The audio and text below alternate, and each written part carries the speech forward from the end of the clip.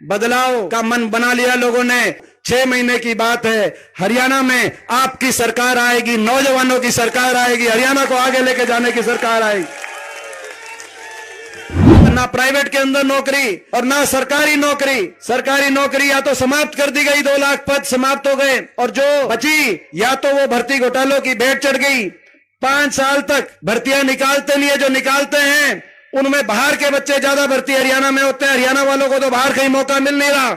एक के बाद एक लिस्ट आई, एसडीओ की लिस्ट आई, 80 में से 78 बाहर के एसडीओ इलेक्ट्रिकल की लिस्ट में, 99 में से 77 बाहर के इस साल। अभी असिस्टेंट प्रोफेसर इलेक्ट्रिकल की लिस्ट आई, उसमें 156 में से 103 बाहर के। ब्लॉक डेवलपमेंट पंचायत अफसर की अभी 7 पंचायत अफसर लगाए, 7 में से 5 बाहर के, केवल 2 हरियाणा के बच्चों को मौका मिला।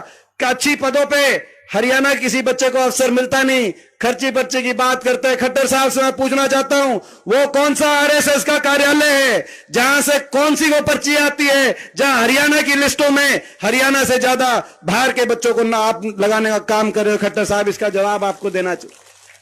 और उसके बाद आखिरी साल चुनाव के साम ग्रुप डी निकाल देते हैं। ये जो इसकी कार्यशैली पिछली बार भी 2019 में निकाली ग्रुप डी, इस साल भी आखिर में इन पोस्टों पर राजनीति करने का काम करते हैं। हरियाणा के नौजवान को सबसे ज्यादा बेरोजगारी देने का काम करते हैं। आज कहीं नशे की बात आती है, कहीं डिप्रेशन में चला गया नौजवान, कहीं अपना घर बार छोड़कर सब कुछ बेचकर लोन लेकर बाहर की तरफ अपने भविष्य को खोज रहा है। मगर मैं हरियाणा के नौजवान से कहना चाहता हूं, ज्यादा इंतजार नहीं करना पड़ेगा। प्रदेश के कोने कोने में बदलाव का मन बना लिया लोगों ने। मैं आपको विश्वास दिलाना चाहता हूं, 6 महीने की बात है, हरियाणा में आपकी सरकार आएगी, नौजवानों की सरकार आएगी, हरियाणा को आगे लेके जाने की सरकार आएगी।